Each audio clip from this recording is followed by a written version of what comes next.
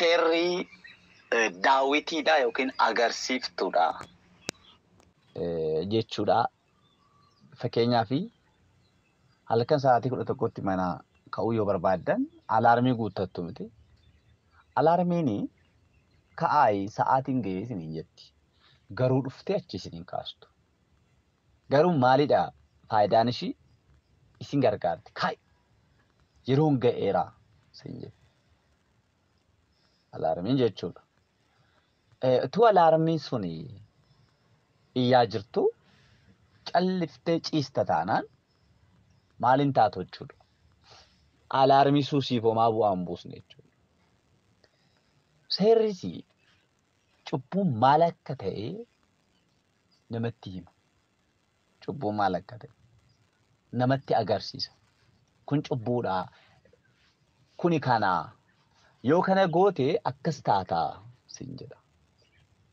Hasanarra darbe garuu humna sii kennee akkati cubbuu sana hin hojjenne qajeelummaatti akka jiraattu si gochuu hin danda'u. Kakuu moofaa keessatti kana qabu isaan. Warri immoo kana hin qabne, warri immoo Waaqayyoon hin beekne, seera Waaqayyoo kana hin ajjeesin, hin hatin, hin ejjin kan jedhu kana warri hin qabne azaabota warri ta'an. Warri Waaqayyoon hin beekne jiru.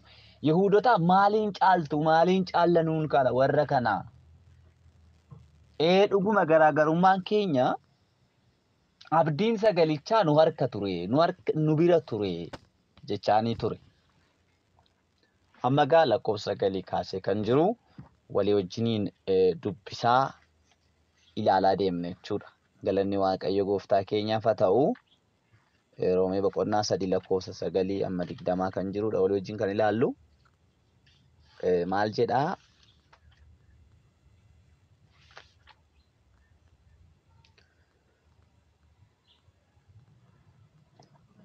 Egaa nuyi warri Yihuudotaa caalmaa qabna mooree. Karaa tokko illee hin qabnu. Anoo kanumaan dura Yihuudonni Yihuudota warri hin ta'in hundinuu humna cubbuu jala akka jiran mul'iseera jedha Phaawulos. Akka of arganiif kana itti hima Phaawulos. Sinin ga'u seera qabaachuun nun ga'u nun warra Yihuudotaa kaleessa saba Waaqayyoo jedhamuun keenya. Har'a Kiristoos ega dhufeedheet waa'ee Kiristoos kana akka isaan beekaniif isatti akka dhiyeessanii oolaniif itti hima. Egaa inni jedhu kuni isa olitti dubbachaa dhufe kanaan itti fufeeti. Egaa nuyi warri Yihuudotaa caalmaa maal qabna? Erga seerri nama fayyisne, erga Yihuudii ta'uun qajeelaa nama hin goone caalmaan keenya maaliidhaan caallanuuni? Argitanii? Nu maaliidhaan caallaa? Warra kaanii olitti maaliidhaan of ilaaluu dandeenya? Nu hundumti keenya namni biyya lafaarra jiru hundumtu qabaa cubbuu jala jira. Idaa ofirraa qabaa. Argite? Maaliidhaan caallaa? Caaffanni qulqullaa'aanedha. Namni qajeelaan hin jiru, lakkii tokkollee hin jiru. Lakkoofsa 10. Maaliif caaffata qulqullaa'aa kana keessaa isaaniif caqasaa isinitti fakkaate? Seera kakuu moofaatti hin amanu. Macaafa faarfannaa kun kakuu moofaa keessa jedhamti. Macaafa faarfannaa keessaa amma kan inni isaan dubbisaa jiru. Akkuma nu amma fakkeenyaaf macaafa qulqulluu keessaa luqqisii fudhannee asirratti akkanadha, asirratti akkas jedha jennu, innis deebi'anii macaafuma qulqulluu caaffata qulqullaa isa of harkaa qaban sana akka ilaalaniif isaan hubachiisaa jira. Maal jedheedha? Caaffanni qulqullaa'aan namni qajeelaan hin jiru, lakkii tokkollee hin jiru. Namni tokko iyyuu hin hubatu, namni tokko illees Waaqayyoon hin barbaadu. Tokkollee jedha beeka. Namoonni hundinuu karaa Waaqayyoo irraa goraniiru. Ergaan takka warra dhimma hin baafne ta'aniiru. Namni gaarii hojjetus tokkollee hin jiru. Wedha amma lakkoofsa 12 dubbisa. Ergaan takka warra dhimma hin baasne ta'aniiru. Gaafa jedhu Yihuudoonni kana hin beeku. Itti edaa caaffanni qulqullaa'aan dhimma hin baastan jechaa jira. Maaliif qajeelummaa ofii isaati? dhimma baasuu hin danda'u. Hunduu karaa waaqatirraa goraniiru. Hunduu waaqayyoon hin barbaadan. Isaan nuu qajeelota jedhanii of lakkaa'u. Garuu maal jedhaanii? Kun egaa faarfatichi kan faarfatu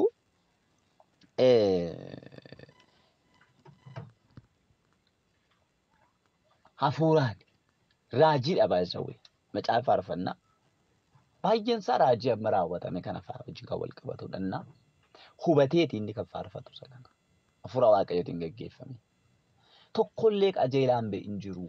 Hundurra daddarbaadha. Hundumtuu cubbuu jala jira. Hundumtuu waan qajeelaan hojjetu. Maal jechuudha garuu namni sirumaa waan qajeelaa hojjetu hin jiru jechuu miti. Garuu qajeelaa hojjete fitsumii ta'uu kan danda'u qajeelaa hojjete guutumaan guututti waaqayyoon gammachiisuu kan danda'u hin jiruudha. Malee arrakkoo namootumti hammeenya hojjetanii yeroo isaan waan gaariitti hojjetan jiru. Fakkeenyaaf namchi tokko nama saamee hiyyeessotaa kennaadha. Saamuun isaa cubbuudha. Kennuun isaa immoo waan qajeelaa lamatti waan gaariidha. Namichi waan qajeelaa hojjete jechuu dandeenya? Hin dandeenyu. Kana jechuun namni waan qajeelaa hojjetu hin jiru yoo jedhu guutumaan guutuutti hin hojjetan jechuu miti. Ni hojjetu garuu waaqayyoon hamma gammachiisuu danda'anitti parsantii 100 fitsumii ta'uu hin danda'a. Guutuu ta'uu hin danda'a waan hojjetan sana. Waan gaarii hojjetan sana. Kanaaf namni kamuu seera guutumaan guutuutti raawwatee qulqulluu fuula waaqayyoo duratti qulqulluu ta'uu hin danda'u. Kana kakuu moofaa keessaa deebi'anii akka isaan hubatan. Isaanumaan akka jedhu. Caafata qulqullaa'aa keessaa isaan caqasa jechuudha. Yoo barbaadan dubbisuu hin dandeechuu. Faarfannaa 14:1-3 irraa dubbisaayii. Iddoo tokko macaafa faarfannaa irraa kaasa. Afaan isaaniitiin garaa awwaala banamaatti nama geessu. Arraba isaaniitiin hin gowwoomsu. Hadhaan mar'ataa hidhii isaanii jala jira jedha. Kuni waa'ee hojii namootaati kan dubbatu. Lakkoofsa 13-4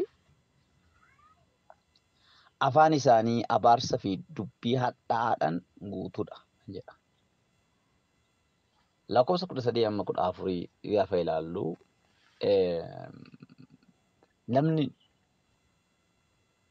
cubbuu dubbii afaaniitiin hojjeteen itti gaafatama tokkodha. Akkasumas gochaan arraba isaatiin waan hojjeteen itti gaafatama. Kanaaf amma isaan waqqasaa jira. Maaliidha? Lakkoofsi 13 afaan isaaniitiin gara awwaala banamaatti nama geessuudha. Arrabni namaa dubbiin namaa nama gara du'aatti illee geessuu akka ni danda'u. Afaan isaaniitiin gara awwaala banamaatti gara du'aatti jechuudha. Awwaala banamaa jechuun maal? Boolla du'aniitti awwaalamanidha. Miti amma dubbiin namaa baay'isawwee gara namoota gara du'aatti geessuu hin danda'u. Fakkeenyaaf namoonni nama walitti naquudhaan sababii dubbii isaaniitiif sababii oduu isaaniitiif duutii ta'uu hin danda'a. Namoonni tokko yoo isaan waa hamaa hojjetan hin agartanii dubbiin isaanii garuu wanni isaan kaasan garuu hamma namoota wal ajjeesisuu dirasii qaba. Kanaaf sagalee waaqayyo arraba kee eeggadhu waan jedhu. Azawee waa arrabaa Yaaqoob irratti hin dubbatu. Dubbiin isaanii namoota hammeessuudhaan namoota gara du'aatitti. Dubbii isaaniitiin nama gara awwaala banamaatitti hin geessuudha. Fakkeenyaaf namoonni tokko sobaan dhugaa irratti ba'amee namoonni sun akka hidhaman kan ta'an hin jiru. Tarii wanni isaan ittiin himataman suni yoo ajjeesisuus ta'e dubbii isaaniitiin sobaan yakka kana hojjeteedhanii dhugaa irratti ba'uudhaan namichi gara du'aa hin deeman jechuudha. Abalu akkasiin jedheera, abalu akkansi godheera jechuudhaan namoonni akka wal ajjeesan, namoonni akka wal lolan, namoonni akka wal diigan kan godhan jiru. Oduudhaan namoonni yeroo wal ajjeesan hin beektan. Oduudhaan manni yeroo diigamu hin beektanii? Oduudhaan firra yeroo gargar ba'u hin beektanii? Hamma du'aa dirasii. Jedheet egaa afaan isaaniitiin, arraba isaaniitiin, dubbii isaaniitiin nama gara awwaala banamaatti hamachuudhaan ta'uu hin danda'a.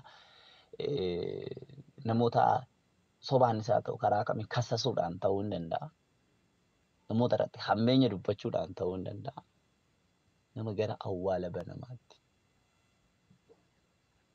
Fakkeenyaaf yeroo tokko nu jechuudha halkan baay'ee nu reebaa bulan. Hin beeknu waan isaa. Qawwee qabu wattaaddarootadha, halkanidha, sa'aatii 5 dhufanii balbala nu bansiisanii baay'ee nu reeba. Nun beekan ijaan argaa keenya hin beekan. Garuu maalidhaanii nu yeroo sana reefu karaa gooftaas waan dhufneef nun jaallatanii namootatu beekaa akka nu miidhamnuuf meeshaan mana jiraa, shugguxii manaa qabu jedhanii nutti erganii jechaadha. Amma isaan mana isaanii taa'u garuu warra nu miidhu kana nutti erganii jechuudha. Naan illee baay'ee xiqqaa waan tureef yeroo sana darukutanii na dhiisanii obboleessa koo fi mucaayeessuma kooti tokkommoo hin hidhanii jechuudha. Baay'ee itti taphatan. Waaqa tolchee malee ajjeesu jechuudha. Eessaa dhufe inni kun? Dararamuun keenya kun eessaa dhufe? Dubbii afaan namootaati. Hammeenya kan garaa isaanii keessaa kan qaban nu miidhuu waan barbaadaniif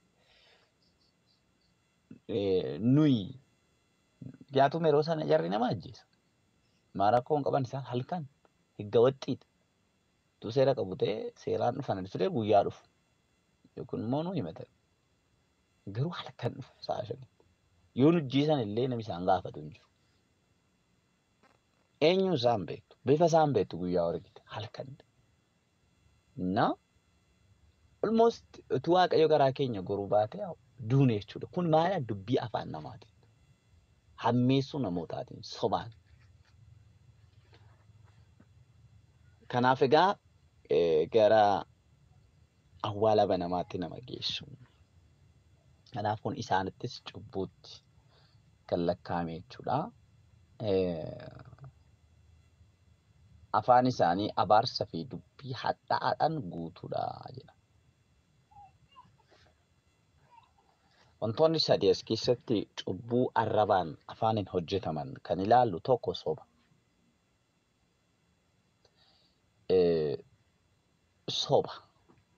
Soba jechuun waan dhugaa hin taane dubbachuu fi raawwachuudha. Fakkeenyaaf faayidaa ofiitiif jechuudhaan waan tokko dabsuu, dhugaa tokko dabsuun sobadha.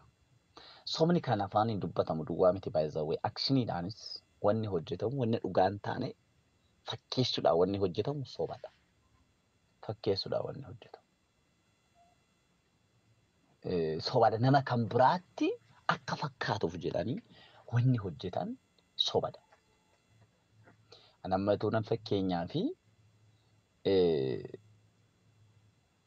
konkolaataan qaba jedhee toonan sobee toonan kireeffadhee iddoo wayiitti bakka namaa wajjin wal beellame tokko konkolaataa ormaa kireeffadhee qabeetuun hin deemee afaaninu dubbachuu baadhu aktiin ani agarsiisu akka waan konkolaataan kan koo ta'e yoo na fakkeesse inni soba. Waan baay'eedha. Suraasuu shatnu wanna hin taane fakkaatanii argamu. Argitanii wanna hin taane fakkaatanii argamu. Yeroo tokko hannii fi sobni overlap yeroo itti ta'u walirratti yeroo inni hannii fi sobni yeroo inni walirratti hojjetu jira yookaan immoo yeroo inni itti raawwatamu jira. Hannii fi maaltu? Hannii fi sobni. Nanate namoonni nagarre akka waan kootittan itti fayyadamu. Amma hatuun kiyya sun hanna itti fayyadamuun koo sun immoo nama fuulduratti akka kan kootitti agarsiisuun koo sun immoo sobadha. ስለዚህ maaliifan kana hundumaadha? Sobni dubbiidhaan duwwaa miti. Akshiniidhaan gochaan tokko namoonni tokko afaaniin dubbatanii garuu soba jireenyi isaanii. Deddeebiin isaanii soba. Kulli ጊዜ ሸንጋዮች ናቸው. Hin fakkeessu. ያስመስላሉ። Otuu waan dubbatin cinaa cinaadhaan waan kan biraa akkasiin isaanirraa hubattan isin godhu kan soba ta'e jechuudha. ግን ምን ያደርጋሉ? ይዋሻሉ። Kunis namni akka qajeelaa hin taane waan godheedha. Abaarsaadha.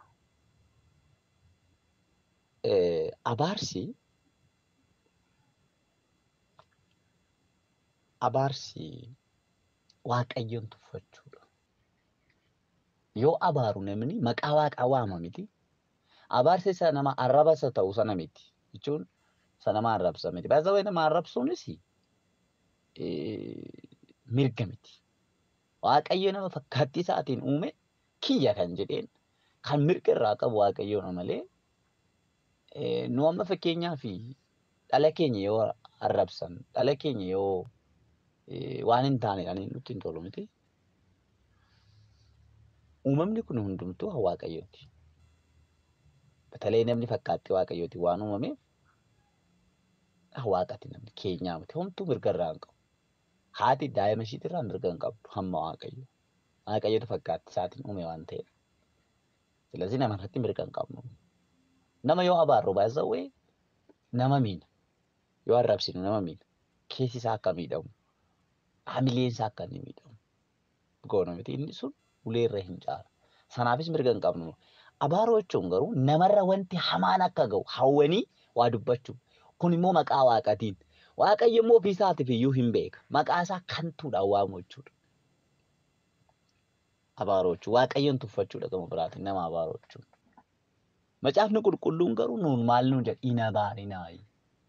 Warra isin abaaraniif kadhadhaa'ee ayigabbaam maalannu lenya. Lenya ayigabbaam. Kun cubbuu afaaniin hojjetamudha. Arrabaan maal nuun jedha afaan isaanii abaarsaa fi dubbii hadhaadhaan guutuudhaa'edha. Lakkoofsa 14. Abaarsaa fi hadhaa. Kanaaf amma yeroo baay'ee namoonni hin abaaranna. Even ijoollee ofii bakka ማለት waan nama allatti fakkaatu waaqni kana si haa godhu. Xiqqishuma ijoolleen bishaan kan naqxu. Aastawulu. Bishaan tokko yoo jigde wanti xiqqoon tokko yoo taate dhaluma ofiitiin waaqni akka si haa godhu waaqni akkana si haa godhu iluunna bakka normaal ta'eera amma jechuudha. Batalee dubartoonni haadhonni kun jechuudha. Eegi yaala mastaawal hubannaa dhabuudha kun. እግዚአብሔርን ማናቅ ነው። መቃ waaqaas jilni akkuma barbaadne akkuma maastikaa gochuudha. Maqaa waaqa ulfinaa waamamu. Jilni maqaa waaqa akka barbaadnetti waamna yoo ta'e bar nu gargaaruu baachuudhaan maqaa waaqayyoo gimbii jabaadha miti. Nu garuu maqaa waaqayyootti qoosna jechaadha. Amma jilni gaafa nama abaaru. Andaandee እንደውም waaqatu natti fidii ምናምን jedhan. Waanuma isaan irratti ta'e tokko. Waaqaan jedhu kana isa feeffachuu dhiiseera mana. Amma nama ollaa keessan jiru tokko maqaa namaan dhayinaa jedha. Injitanii maqaa isaa hin ooftanii maaliif maqaa koo dha'anii namichi illee oduu hin beekin. Argitanii hin ooftan. Hin safeeffatan sodaattu kabaju. Maqaa waaqaa garuu nama yeroo abaartan garuu nama yeroo abaaruu garuu namni maqaa waaqayyoo kantuudha waamaa jechuudha. እንደውም Lewwota 19 boqonnaa 14 irratti maal jedhaa? Lewwota 19:14 irratti waa'ee abaarsaa kana jechuudha waan tokko hin dubbata sagalee waaqayyoo. Lewwota boqonnaa 19:14 irratti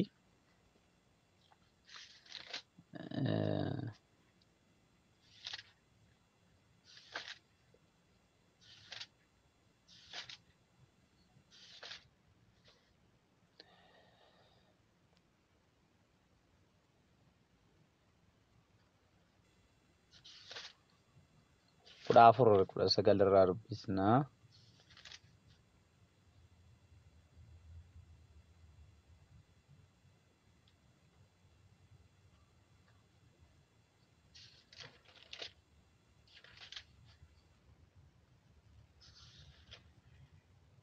Sorry, kudha sagal jechuu godha. Kudha sagal kudha afur.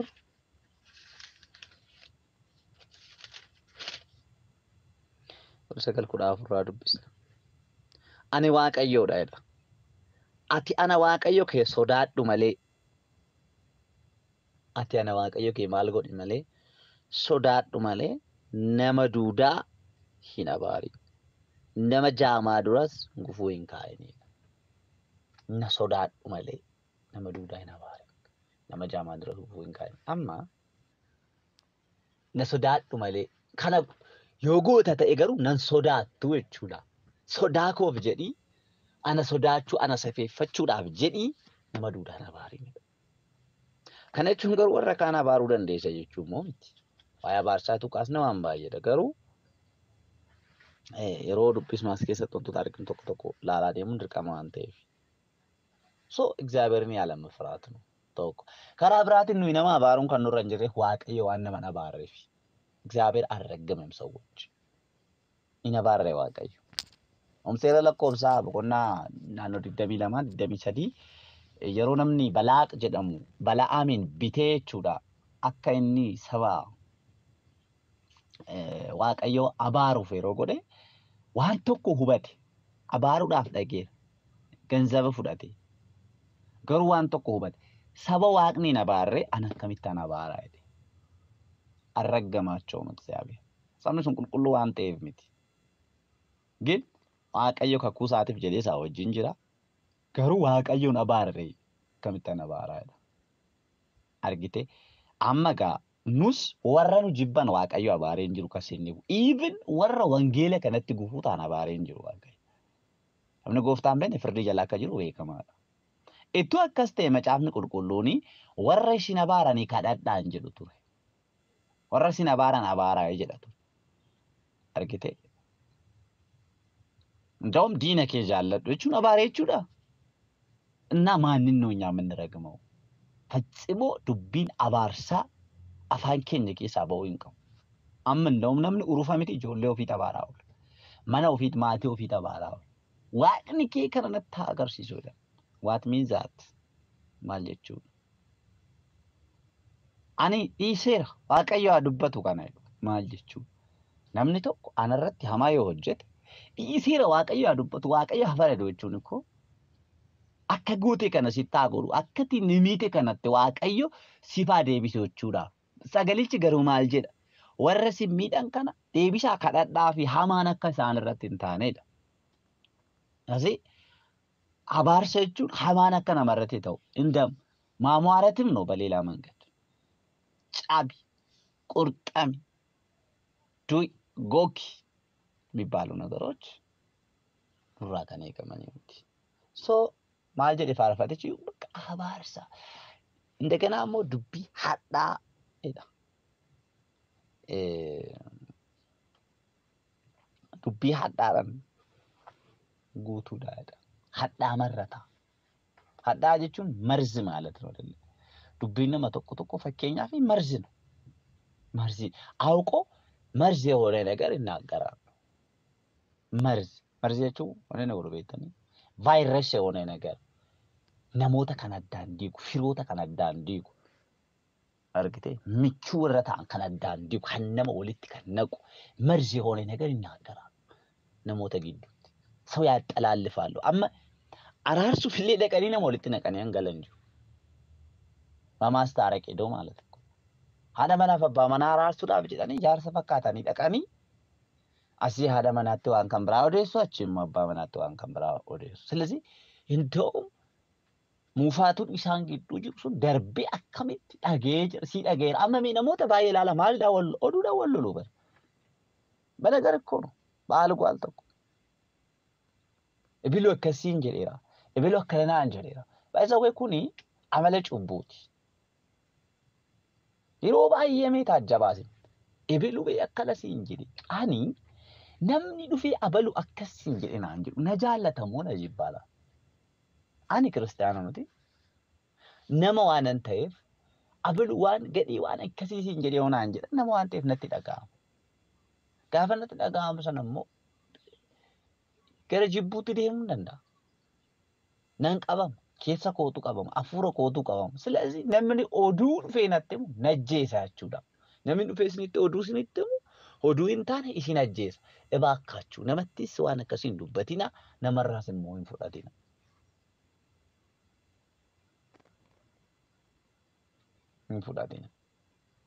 namarraas namattis hin dubbatina kana jechuun namni tokko waan isa miidhu hoo ta'e akka of eeggatu itti himtu. Isin galee amma fakkeenyaaf haa jennuuti namni tokko har'a abaluu nan ajjeesa sa'a tokko irratti eeggadhee jedha haa jennu ollaa keenyadha. Jedhee yoo jedhee namichi sun immoo hin beekanne sa'aatii tokko sanatti karaa deemee kan hojiidhaa gala yoo ta'e nama sana oolchuu yoo barbaanne abaluu si ajjeesuudhaaf si eeggata jenna osoo hin taane karaadhuma ta'een akka inni yookiin yeroodhaan galu gochuu dandeenya ta'a.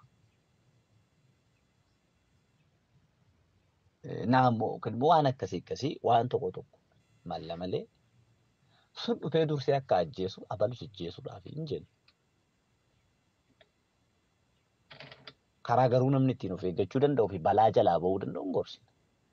Kan kadarragin ግን አሁንም ሌላ ነገር ነው ማለት። ስለዚህ አትስሙ። balaan namni balaan irra ga'u yoo jiraate balaa sana oolchuudhaaf karaa sirrii ta'e fayyadama. ከዛ ውጪ ግን nama walitti naquudhaaf nama walitti buusuudhaaf ምንም አታውሩ. abbaa fedhe kan jaallattan haa ta'u haadha keessan haa ta'u abbaa manaa keessan haa ta'u haadha manaa keessan waan irra baane waan bu'aan buusne waan yakka nama hojjechiisu waan obboloota gargar baasu min yadarga. Ani bee namni odunan isan beekin kan na jibbu hoo ta'e hamaa kan natti yaadu hoo ta'e ani homaan ta'u. Namni biraan dhufee natti hime keessa koo boorechuun irra hin jiru. Minim maalolin homaan taatan hin fayyaddan nama. dhaga'uurraa dhiisuu wayya jechuudha. እና መርዝ የሆነ ንግግር ይናገራሉ ነው የሚለው ዱበቱudha hadhaara qabasaan kan jiru kan jedhu egaa kun hundumtu dubbii afaaniin arrabaan dubbatamuun cubbuu akkamii akka hojjechaa jiran kana of beekuusa lakkoofsa 15 fi 16 ammoo gaafa laallu amma 17 ammoo gaafa laallu maal jedha miila isaanii dhiiga dhangalaasutti ariifataadha kun immoo cubbuu gochaan hojjetamu akka isaan qaban karaa isaan irra darban irra diiguu fi gadachuutu jira isaan karaa nagaa immoo hin beekanidha akka amma dhiiga dhangalaasutti ariifatoodha ቆይ ኢየሱስን eenyutu ajjeesise እነሱ ይሁዶች እኮ ናቸው ofii nama tuqu ነው ዳኒ ofii nama ajjeesnu cubbuu dheedanii ኢየሱስ akka du'a akka fannifamu immoo mormii gochaa turan argite ስለዚህ አመልጡ seera eeguudhaan hirkaa bahuu hin danda'an jechuudha qulqulloota ta'uu hin danda'an jechuudha karaa isaan irra darban irra diiguu fi gadachuutu jira isaan karaa nagaa immoo hin beekanidha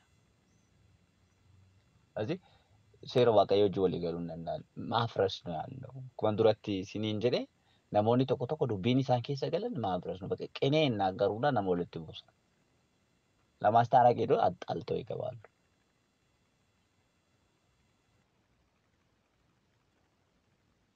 ibiddatti qabsiisanii galan karaa isaarra darban nagaan jiru diigutu jira dhimma isaan keessa lixan diigutu irra jira keessa jira diigamee argama ስለዚህ namti qajeelaan eenyureedha eenyuree lakkoofsa 17 waaqayyo sodaachuun yaada isaanii keessa hin jiru jedha egaa kuni baraka kuumuufaa kan dubbatamedha raajii baraka kuumuufaa keessa maannoo faarfannaa dubbatamedha achi as kan fidee kan dubbatu jechuudha maqaan gooftaa kan eebbifame haa ta'u lakkoofsa 19 fi 18 irra yeroo laallu immoo maal jedha amma seerri waanuma jedhu warra seera jala jiranitti akka dubbatu nuyi hin beekna kanas nama hundumaa afaan qabachiisuudhaaf guutummaa biyya lafaas firdii waaqayyoo jala galchuudhaaf in dubbataa jedha argite ituu seerri jiraachuu baate namoonni cubbamoota akka ta'an hin beekan kanaaf namni hundumtu an qajeeledha akka hin jenneef afaan isaanii qabachiisuudhaaf hin hojjetaadha biyya lafaa hundumaa namoota hundumaa firdii jala galchuudhaaf kana godha amma laal maal jechuudha inni goseeta fakkeenyaaf maal siniin jedhuu jiru. Ishii ani nagaadhaam jedhee tanan deema. Ani nagaadha. Laaboraatooriin garuu maal na godha? Bashitanya na godha. Maal jechuudha? Sinii haa galu sirriitti. Seerri namoota hundumaa firdii jala galcha. Namoota hundumaa afaan qabachiisuudhaaf. Ilaa kinnoo kun cubbuu kooti. Seera hoo dubbisan arraba keetiin kunoo cubbuu hojjettaa. Hin soofin jedha kunoo hin soofdaa. Hin ajjeesin jedha kunoo hin ajjeestaa. Hin ejjiin jedha kunoo hin ejjitaa. Yaada garaa keetti yoo ejjaa jirtaa. Maal jedhan kanaaf firdii jala galcha. Qajeelaa kan obsee hundumtuu afaan qabata. Hundumtuu daawwatii sagalee waaqayyo seera sana keessatti gaafa ilaalu ani karaa kanaan ani fitsumii mutiidha. Hin ejjine gaa'ela qofa manameen jiraadha hoo jedhaa siin hin soobata. Hin soobne yoo jedhe immoo asii hin hatata. Ifa keessata. Hin ajjeesne yoo dhaasiin nama jibbuudhaan ajjeeseera ta'a. Silaatii afaan qabata hundumtuu gaafa of ilaalu. Yakki isaa adda adda ta'uu hin danda'a. Karaan dadhabbii inni isarratti mul'atu adda adda ta'uu hin danda'a. Kanaaf seerri kunneen afaan qabachiisuudha. Ani qajeeladha, ani qulqulluudha namni akka ofiin hin jenne of arga. Okay. Fakkeenyaaf amma tuunan laaboraatoorii dhaqee muluu mirmaraa tuunan godhee dhukkubni irratti argamu jiru. Garuu hojjedhee hin deemu. Ciisee hin jiru miti hundumti keenya akkasi. Indoo parsantii 100 amma fayyaan koo eegamaadha jettanii yaaddusi. Hamma dhaqxanii laaboraatooriidhaan hamma hin ilaalamnetti isin garuu fayyaadha. Gaafa dhaqxan garuu. Doktorri laaboraatoorii maal si godha? Dhukkubsatteerta siniin jedha. Dhukkuba keessan eenyu sin irratti arga laaboraatooriidha. Dhukkuba keessan eenyu sinitti agarsiisa laaboraatooriidha. Kunoolaa kana siniin jedha. Akkuma kana cubbuu keenya kan nutti agarsiisu cubbuu namatti kan agarsiisu seera. Sinii gala miti seera. Namni akka qulqulluutti of ilaallee idaa kanan qabaa kenna. Isaa qulqulluu gaafa dubbistu seera waaqayyoon beekna. Gaafa seera waaqayyo sanaan of madaallu nuun kufaa taane waan argamnuuf eenyuun na fayyisaa jedha. Namni fakkeenyaaf mana yaalaa dhaqee dhukkubsataa ta'uusaa namni beekee garam dhaqa faarmaasii barbaada. Silaatii laaboraatooriin na fayyisu isin yaagalu. Maal naan jedha qoricha bitadhu naan jedha. Dhukkuba akkanaas irra jira dhaqii qoricha barbaadii nuun jedha. Seerris akkas na fayyisu. Dhaqii waaqayyotti dhaqii amanii fayyii cubbuu qabdaa nuun jedha. Even arrallee jechuudha. Kanaaf biyya lafaa hundumaa afaan qabachiisuudhaaf namni hunduu Kiristoosiin akka barbaaduuf fayyina waaqayyo qopheesse kana itti fudhatee akka ittiin fayyuuf gargaara jechuudha. Kanaaf Phaawulos mormiin isaa Yihuudoonni fayyina kana akka fudhataniif cubbamoota ta'uu isaanii akka of arganiif. Bargeetu kun amantootadha isaan warri itti barreessaa jiru.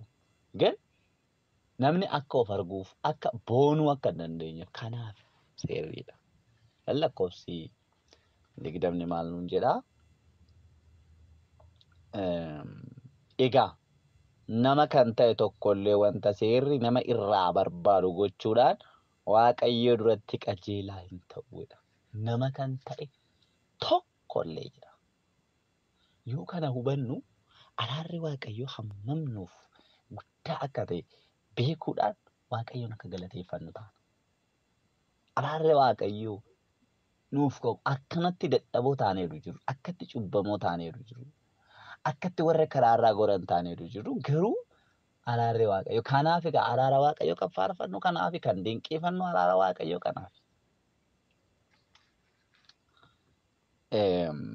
Wanta seerri nama irraa barbaadu gochuudhaan waaqayyo duratti qajeelaa ta'uu hin danda'uudha. Hin ta'uudha. Seerri cubbuun maal akka ta'e nama hubachiisa jedha. Seerri cubbuun maal akka ta'e nama hubachiisa malee cubbuu namarraa fuudhuu hin danda'u. Egaa har'a kan ilaalle kuni egaa jedhee kan ka'e duraan cubbuu jala jiraachuu isaanii. Ammas kana yoo barate namni araara waaqayyoo caalchisee akka barbaadu boonuu of tuuluu ani fitsumiidha ani akka kanaa ani cimaadha ani cimtuudha akka hin jenneef jechuudha. Kanaaf biyyi lafaa hunduu araara waaqayyoo malee abdii kan biraa hin qabdu. Seerichi garuu qulqulluudha. Seerichi garuu maalidha? Gaariidha. argitanii seerichi maalidha? Gaariidha. Sila jalqaba maalan isiniin jedhe alaarmiin isin guuttattan yookiin ammoo laaboraatooriin dhukkuba keessan isinitti himu yoo isin dhukkuba keessa sanaaf fayyuu baattanii duutan laaboraatoorii isin ajjeese laaboraatoorii inni isinitti hime malee maal godhe? Indoom inni dafiitii qoricha bitadhuu fayyii siin jedhe. Dhukkuba kanaa qabdaa siin jedhe indoom jechuudha. Garuu ati dhukkuba keessanaaf fala barbaaduu baatte yoo dhattee duute laaboraatooriin balleessaa qabaa? Hin qabu. Hin qabu jechaadha. Doktorri dhukkuba keessatti hime sun balleessaa qabaa? Hin qabu. Geen balleessaa qabu eenyudha? Seeda hin fayyadu. Is immoo fakkeenya biraan fida. Qote bulaanii qoricha daana'oo hin bita. Naa qoricha daana'oo kuni kan hojjetame eenyudhaafi? Daana'uudhaafi. Naarootti tokko ijoolleetti hin dhiyeessinii maal siin jedha. Nama ajjeesuu akka danda'u of eeggannoo gochuu akka danda'u. Sitti hime. Yoo itti darbitee qoricha daana'oo fudhattee hin duuta. Eenyu gaafatamaa?